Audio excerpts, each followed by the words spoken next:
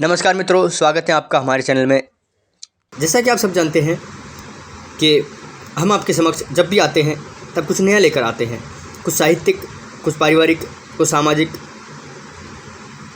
और कुछ मनोवैज्ञानिक आपके समक्ष लेकर आते हैं जो जुड़ा हो आपके साहित्य से, आपके जीवन से और समाज से। तो इसी संदर्भ में हमने आपके समक्ष एक वीडियो सीरीज़ शुरू कर रखी है, श्रृंखला शुरू कर रखी है, और वो थी हिंदी साहित्य का इतिहास।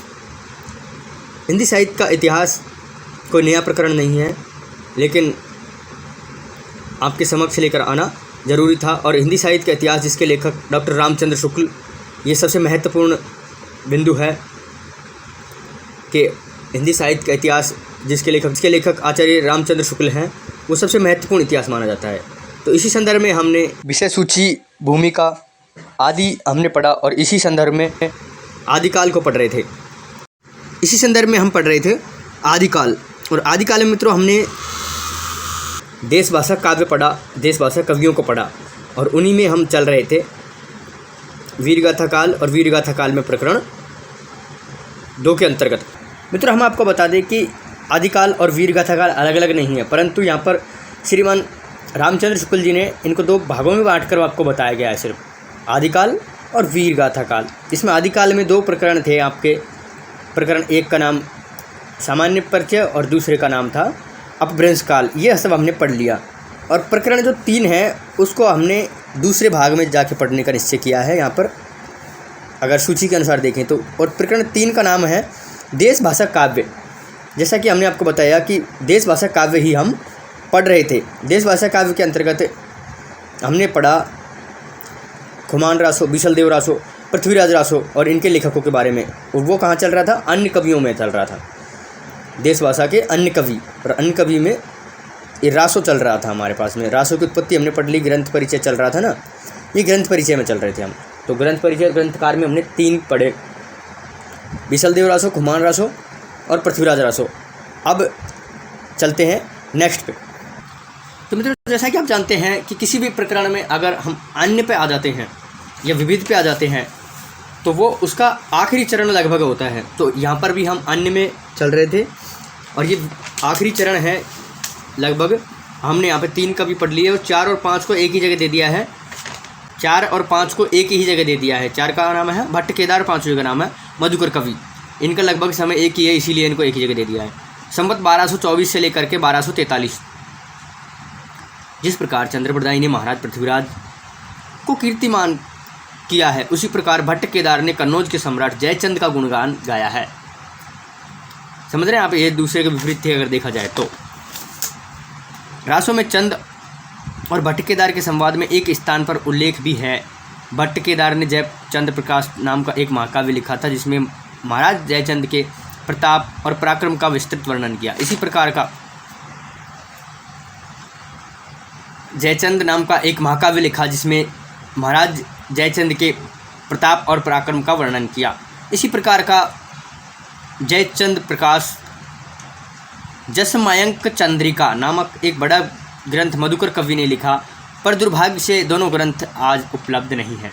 केवल इनका उल्लेख सिंघायच दयालकृत राठौड़ारी ख्यात, राठौड़ारी ख्यात का नाम सुना होगा आपने, वही राठौड़ारी ख्यात में मिलता है जो बीकानेर के राज पुस्तक भंडार में सुरक्षित है। इस ख्यात में लिखा है कि दयालदास ने आदि से लेकर कन्नौज तक का वृत्तांत इन्हीं ग्रंथों के आधार पर लिखा है।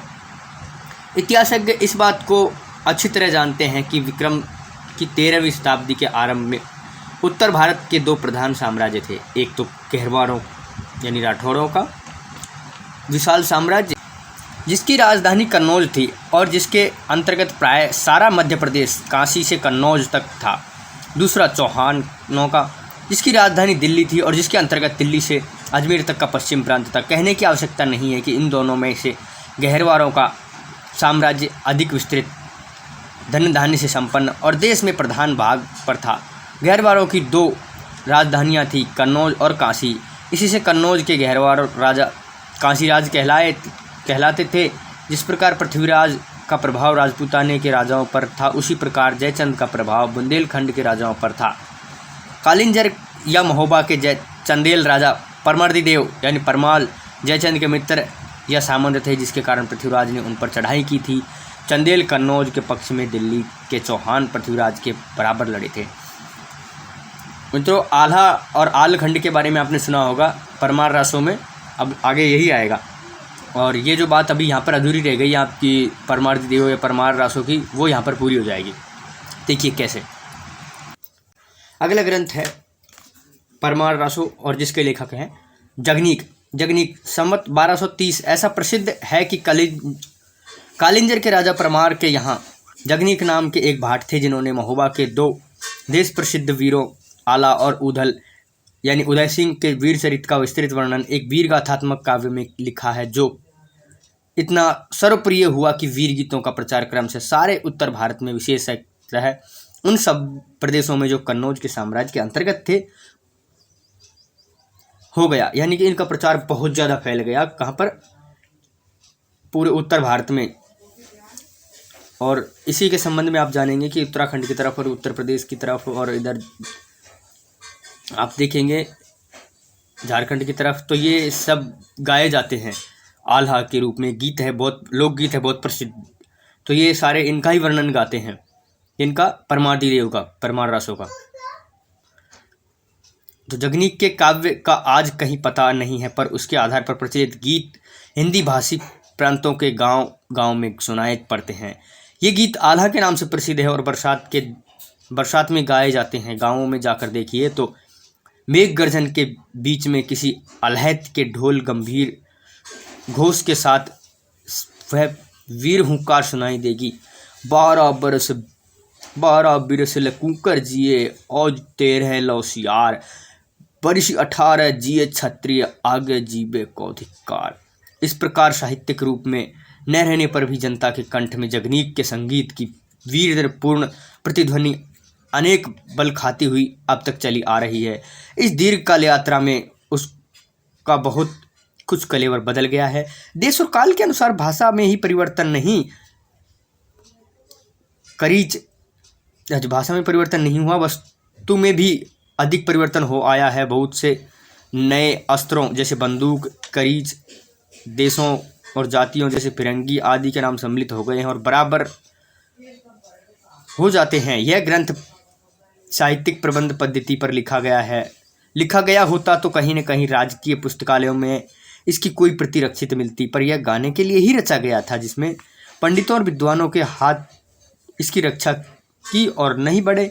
जनता ही के बीच इसकी गूंज है, पर बैसवाड़ा इसका केंद्र माना जाता है। वहाँ इसे गाने वाले बहुत अधिक मिलते हैं। बुंदेलखंड में विशेषतः, मैंने आपको बताया कि बुंदेलखंड में विशेषतः महोबा के आसपास इसका बहुत प्रचलन है। इन गीतों के समुच्चय में को सर्वसाधारण आलखंड कहते हैं, जिससे अनुमान होता है कि आल्हा संबंधी ये वीर गीत जगनीक के रचे गए उस काव्य खंड के एक खंड के अंतर्गत थे जो चंदेलों की वीरता के वर्णन में लिखा गया होगा। आला और उदल परमार के सामंत थे और बनाफर शाखा के क्षत्रिय थे। इन संगीतों का एक संग्रह आलखंड के नाम से छपा। फर्रुखाबाद के तत्कालीन कलेक्ट्रेट मिस्टर चार्ल्स इलियट ने पहल ग्रंथों का संग्रह 60 छपा था। अर्थात सबसे पहले किसने छपवाया? जिनका नाम है मिस्टर चार्ल्स इलियट। आलखंड को उन्होंने संग्रह करके और छपाया। तो बात थी जगनीक और परमार रासों की, और इसमें था आलखंड। तो आज हमने पहले पढ़ा था कि भट्ट केदार और कवि मधुकर, और उसके बाद हम पढ़ा जगनीक। अब पढ़ेंगे श्रीधर। देखिए श्रीधर कवि कौन है।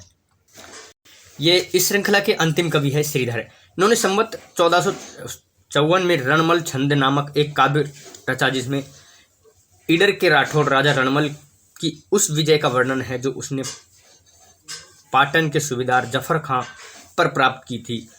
एक पद नीचे दिया गया है।